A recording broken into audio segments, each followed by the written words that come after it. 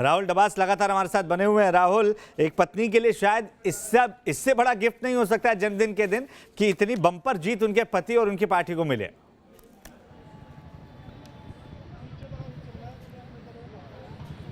निश्चित तौर से बड़ा दिन है क्योंकि जन्मदिन है और अर्धांगिनी के रूप में ये कहा भी जाता है कि जो भी जीत होती है, ये भी माना जाता है कि अगर कोई व्यक्ति विजयी होता है, कोई व्यक्ति आगे बढ़ता है तो उसके पीछे उसकी पत्नी के हाथ होता है, अर्धांगिनी का हाथ होता है, तो वो भी नजर आता है। क्योंकि जब हनुमान चालीसा की बात आई तो उनकी पत्नी, उनकी बेटी भी निकल के आई थी। उन्होंने कहा था कि वो सुबह गायत्री मंत्र के जाप भी करते हैं और कई बार गीता पाठ भी किया जाता है। तो चाहे राजनीति की बात हो या फिर राजनीति के बदलते हुए स्वरूप की बात हो, परिवार अरविंद केजरीवाल के साथ था और अरविंद केजरीवाल के लिए दोहरी खुशी है।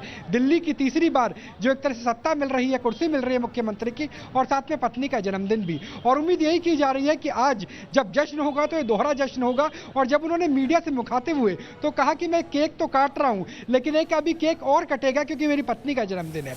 तो अपनी पत्नी को साथ रख के राजनीति के हर मोड़ पर अरविंद केजरीवाल चलते हुए नजर आ रहे हैं। जी, और अरविंद केजरीवाल इस वक्त पार्टी दफ्तर से बाहर निकल रहे हैं। आपको बता दें कि हनुमान मंदिर जा रहे हैं अरविंद केजरीवाल। आज मंगलवार का दिन भी है जिसका जिक्र लगातार पार्टी के कार्यकर्ताओं के द्वारा भी किया जा रहा है कि आज जो कुछ मंगलमय हो रहा है इसके लिए अरविंद केजरीवाल ने कहा है कि हनुमान जी का आशीर्वाद मिला है।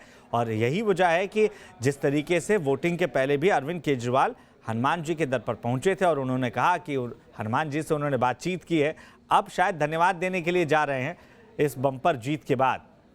तो 2015 से 2020 तक काफ़ी कुछ बदला नहीं बदला तो आम आदमी पार्टी के प्रति दिल्ली का विश्वास।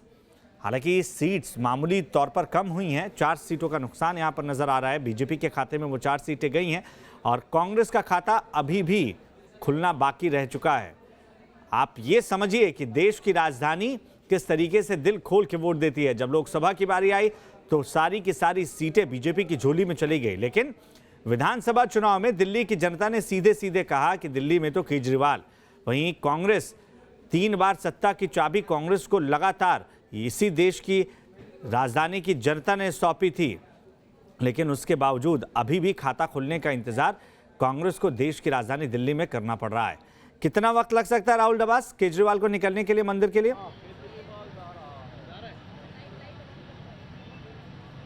देखिए, मैं आपको लाइव तस्वीरें दिखाना चाहूंगा कि यहाँ पे पायलट की गाड़ी यानी आ चुके हैं केजरीवाल यहाँ पर गाड़ी के साथ देर के बाद अब आगे बढ़ने वाले हैं। आपको बता दें कि रोड जाम ना हो इस वजह से अपने कुछ साथियों के साथ मिलकर केजरीवाल एक कार के जरिए मंदिर का रुख कर रहे हैं। पहले बताया गया था कि रोड शो के जरिए वो मंदिर तक का फासला तय करेंगे और उसके बाद मंदिर में भगवान के दर्शन करेंगे, पूजा अर्चना करेंगे।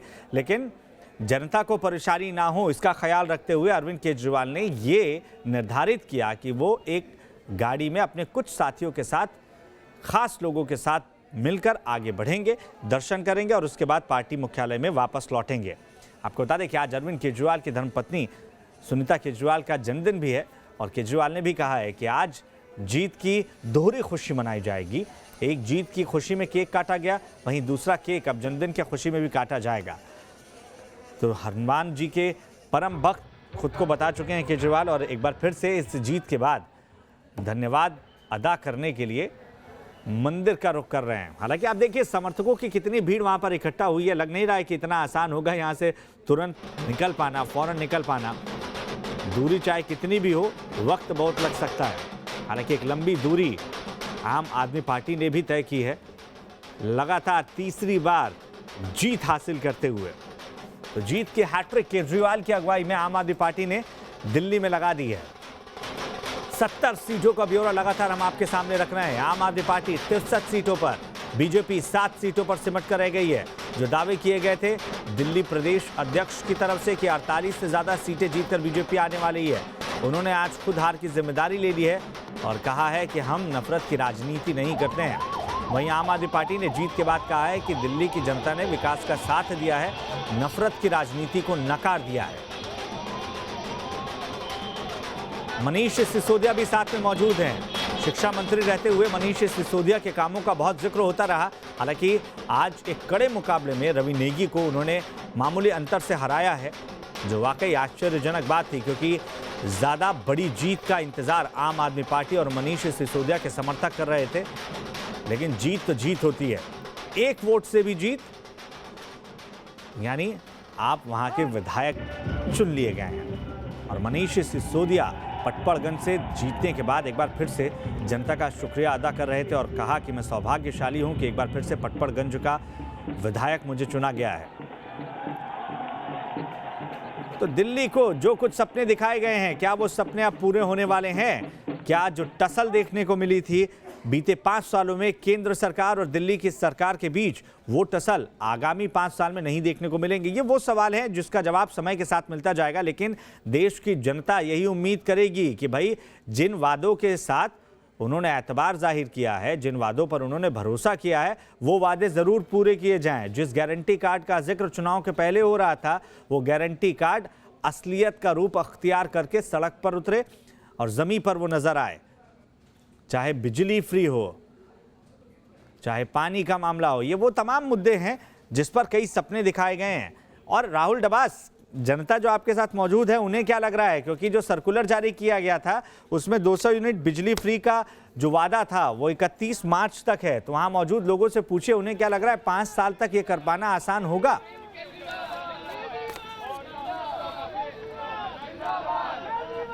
बिल्कुल, हम कुछ कार्यकर्ताओं से बात करने की कोशिश करेंगे।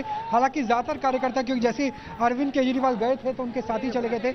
ये बताइए कि ये जो कहा जा रहा है कि मार्च तक 200 यूनिट फ्री है, क्या वो आगे तक आगे बढ़ेगी? जी हाँ, 5 साल की गारंटी अरविंद जी ने दी है दिल्ली की जनता को, और हमें दिल्ली की जनता को बखूबी जानती है कि अरविंद जी जो कहते हैं वो करते हैं।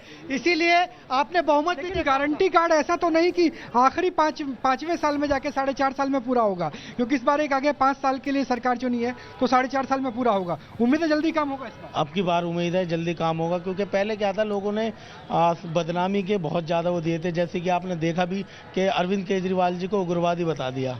जो काम करता वो उग्रवादी है, जो सीसीटीवी महिलाओं के लिए काम करता वो उग्रवादी है। तो इस बार क्या केंद्र सरकार और राज्य सरकार मिलकर काम करेगी? बहुत से चुनाव नहीं करेगी, वो उनके तो घुटने टिकवा दिए केंद्र सरकार के केजरीवाल साहब ने।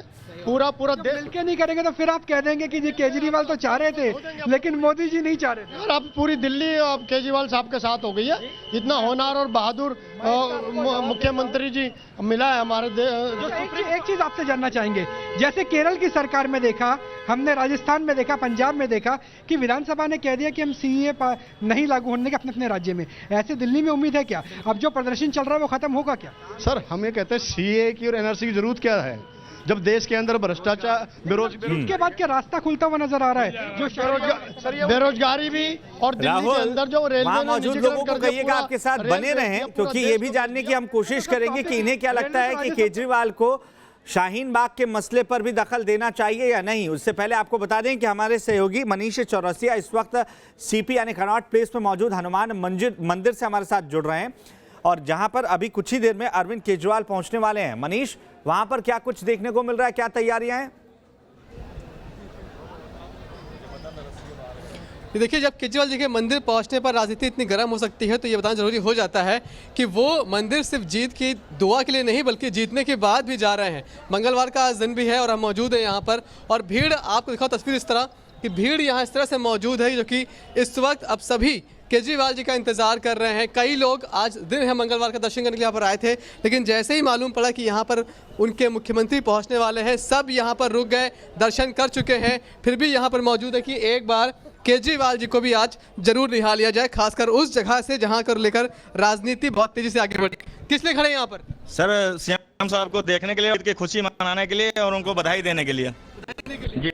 हनुमान मंदिर को लेकर बहुत राजनीति हुई, जरूरी है आज उनका यहाँ पर आना? सर, हनुमान जी ने रामचंद्र का भी बेड़ा पार लगाया हुआ है, तो हनुमान के बिना कोई काम नहीं होता है सर।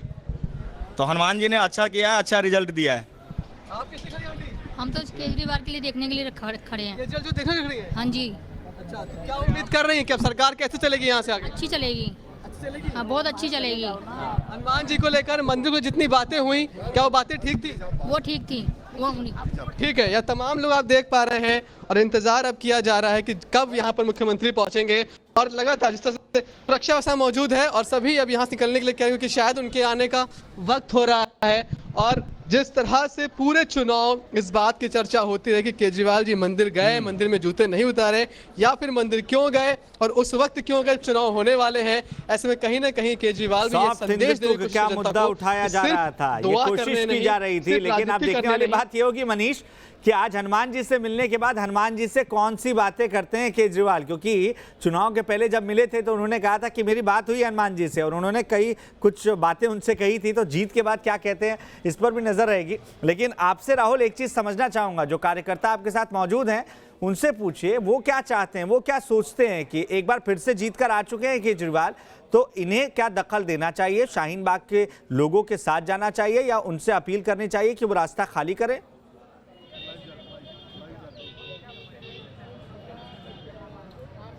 बिल्कुल सीधा कार्यकर्ताओं से ही बात करते हैं। आपसे जानना चाहेंगे, चुनाव प्रचार के दौरान शाहीन बाग नहीं गए अरविंद केजरीवाल, अब क्या जाएंगे? क्या बीच का रास्ता निकलेगा, रास्ता खुल सकता है? देखिए, शाहीन बाग गए या नहीं गए ये मुद्दा नहीं होना चाहिए, मुद्दा दिल्ली की जनता का होना चाहिए, चाहे बिजली हो, पानी हो, अस्पताल हो, शिक्षा हो।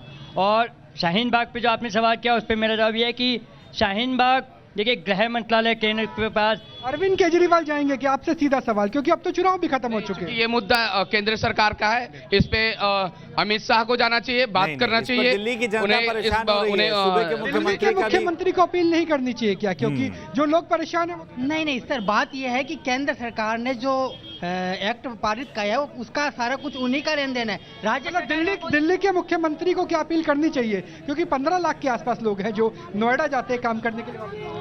देखिए, मैं सबसे पहले कहना चाहता हूं कि ये मुद्दे केजरीवाल जी ने पहले ही बोला है कि उसको खाली कराना चाहिए था। और ये शाहीन बाग आपको लगता है कि अब क्योंकि चुनाव खत्म हो गया है इसलिए ये मुद्दा भी खत्म हो जाएगा, रोड वगैरह खत्म हो जाएगा, मुद्दा खत्म हो जाएगा? देखिए, ये जनता है, ये पब्लिक है जो सब जानती है, ये अपने सर आंखों पर जिसे बिठाती है उससे उम्मीदें भी करती है। लेकिन अब ये कह रही है कि चुनाव खत्म हो गया, रिजल्ट आ चुका है, तो अब ये मुद्दा भी खत्म हो जाएगा, शाहीन बाग की स्थिति खत्म हो जाएगी, सुधर जाएगी।